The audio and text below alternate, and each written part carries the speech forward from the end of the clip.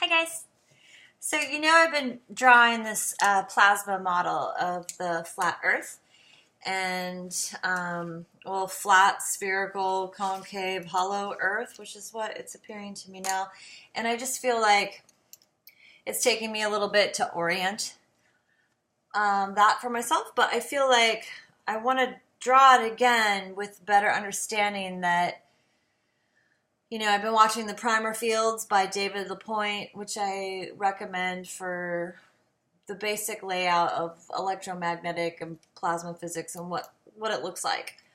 So really should watch those. I was following Brian Lambert's work on this, but he's kind of dropped out of YouTube and explaining any further what he's discovered. So. Just moving on from that. So as we've drawn before, we have this flat Earth point where we live, which he called the flip ring. So there's our flat Earth, right? We've drawn this before. And then I'm going to go ahead and draw the dome over the top. The dome, and the dome has its weak point up at the top, and this is an ice dome. And then what I'm discovering here, I believe, is that the lower part there is also an ice dome. Okay, and you've got your choke ring is actually here in the center of your flip ring. That's your choke ring. And so there's sort of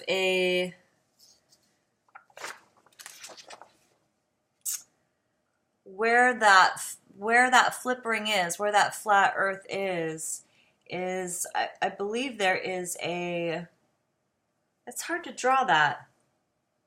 These don't touch. Okay, and then we're going to draw that. So there is an electromagnetic, and maybe I could draw that differently. Well, we're just going to stick with this for the moment. So there's an electromagnetic field that creates this space that we're in.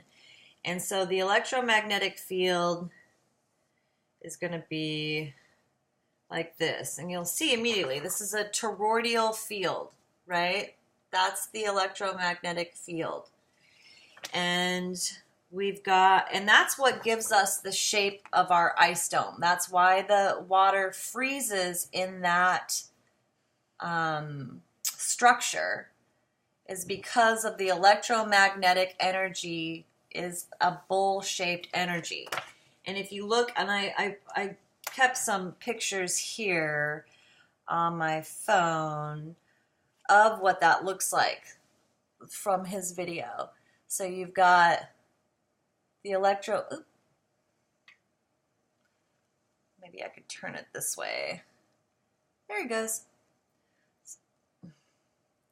So you've got, wow.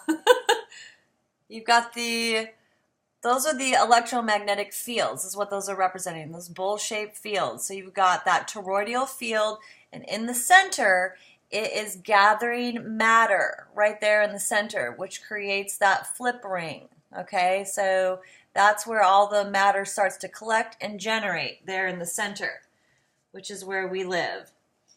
And what I found interesting, and it really got me thinking about this, was this one where they showed how they can come together in different ways. And that was like, oh, well, that's our world right there, the red and the blue. And so you've got, and let's just draw this in so we can visualize it really quick. You've got the blue world and you've got the red world. Currently we live in the blue world with the blue sky. And I'm going to put this in here so we can visualize it together. And then we've got the red world with the red, or the golden sky, red water. And I wonder what we could use. I don't have a purple one in front of me, but anyway, so you've got, this is what you've got, your electromagnetic fields, you've got your blue world, you've got your red world, you've got your weak points in the field, which I did draw that there. Okay, and so on this side of the flip ring, you have us right now with the light coming in this way, focalizing inside of our dome and creating that sun. Okay, so it comes down and in, and this is the plasma. So we're in the big plasma tube out here. This is our field, and the plasma comes in and hits our dome. Make that more obvious. So it hits the dome of ice, and the heat is not created till it focalizes inside the dome. So that's why the ice doesn't melt, because the light comes in, and it's not just light, it's plasma. So it's the fourth stage of matter, but only the light gets through the dome. The matter doesn't get through. The matter collects here between the two electromagnetic fields, creates matter, and comes up through that choke ring and starts to fill this space with matter. Okay, so the matter only comes in this way. This way we get the light, and the light comes in and focalizes and creates the sun in this reality. So with the light coming in that way, in this reality, right, the light's coming up from this direction, creating the red sky and the golden sky, the red water, and the golden age. So when the light comes this way, and I'm assuming it's going to be coming up through here as well. So when you're in this stage and you're in the red world, you've got massive amounts of growth. Everything gets huge. That's where your giants come from. That's where your huge trees come from. That's where that golden age contains all the giants and the hugeness and the big giant animals, and everything gets big when the electromagnetic field is experienced in this way. Okay, and then you get the flip and you get into the blue world, where the electromagnetic energy comes in the opposite way, and I'm not sure if it like shrinks us, because I mean, I do feel like they mined everything in this world. So I'm not sure if this world could exist with things large, and maybe it would diminish over time, or quite exactly how that works. But there's definitely, the giant world is the golden age, where everything gets big and is allowed to grow. Now, I think in this world we're blinded by that sun and we can't see where we are, because in this world everything is illuminated. We'll see exactly where we live. This world we're blinded, like the flashlight analogy, which I said in the earlier video, which I can say again really quick. When you're staying in the woods, someone's shining a flashlight at you, all you can see is that light. And then when the light is behind you, everything is illuminated. It's just as simple as that. So where were we? So we've got the ice domes creating the two different worlds. We got the electromagnetic fields creating the colors that we see. And we've got a golden age where everything gets huge and enormous and large. And we have this world where everything is shrunken down and smaller. And of course, we have this parasite, obviously, that is feeding off of us here and farming us and lying to us about our pre-flood history and all of that. So this, I think, is more accurately drawn with the electromagnetic fields. We are in a dualistic situation where you've got the blue world and the red world. There are those of us who believe if you go to the center and go through, that you can get to this other world. Brian's work indicated that the plasma field would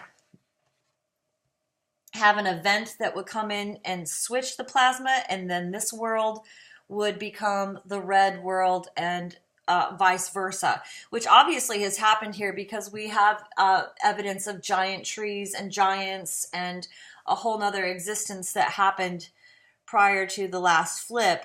which he says sort of looks like this. When the electromagnetic energy switches, you have this event. See how it takes place in the center there on the flip ring, where that weakened point, the weakened point here breaks through finally. Enough of that electromagnetic energy builds up in here, and the plasma with all of its matter, instead of just the light, gets in, and it flips the direction of the flow, and then suddenly we're living here. So, and it goes back and forth and back and forth, and this has been hidden from us. So these big toroidal fields are more accurately, if you can see that one, showing us the truth of our reality. And I do believe this is closer to the truth. And, you look at this one there, you can see the separation between the rings. And, you also get a little bit of an image there of a lot of native art and stuff that you see, like especially here in North America with the pictographs and petroglyphs. This image is repeated quite a bit. So I think they were trying to record the plasma event and what it looked like and what shows up. So I think this is a closer representation of what it looks like, where we are now here. There's the moon too, which we can see, which is another ice dome. So I don't know if we're viewing another electromagnetic field. I started to wonder if there's an electromagnetic field inside of electromagnetic field inside of electromagnetic field, going on and on and on and on and on. Or quite how the placement of it works. There was the Vajra thing too, like maybe there's some out here. But the plasma, which comes in, is always spiraling. It's a spiraling light. That's why all the lights in the sky move. The moon, the sun, the stars are all in a rotative pattern from the spinning plasma. So that is what the movement is from. We don't move. We are stationary. It's the lights that are moving, the lights in the sky. So I just wanted to draw that out with the magnetic fields around it to kind of give a more accurate representation, because I've been trying to draw this for a while, and I feel like I'm getting closer. Now this part here where they meet and stuff, I'm still sort of figuring that out a little bit in my mind. I don't feel like that's 100%. It's obviously a rudimentary drawing, but I'm sort of working on the separation and how the matter collects and sort of trying to get a better idea of what that looks like. But I'm pretty sure that choke ring where the matter comes up through and collects is sort of the gateway between the worlds right there, which, if you're blood over intent, this is what we've been talking about. And I also think that blood over intent calls forth this plasma event. And perhaps I've even been thinking a little bit that those who feel compelled to go here are perhaps part of the blood sacrifice to create this event. I do think that they're doing a lot of blood sacrifices to perhaps keep this event from happening and prolonging it, because right now they're ruling this world and a bunch of blinded, farmed masses just go along with it. I don't think they would want that to end, personally. I don't think they can stop it either. So, what time is it? I gotta go. So that's my drawing for today. Let me know what you guys think. Always love, much love.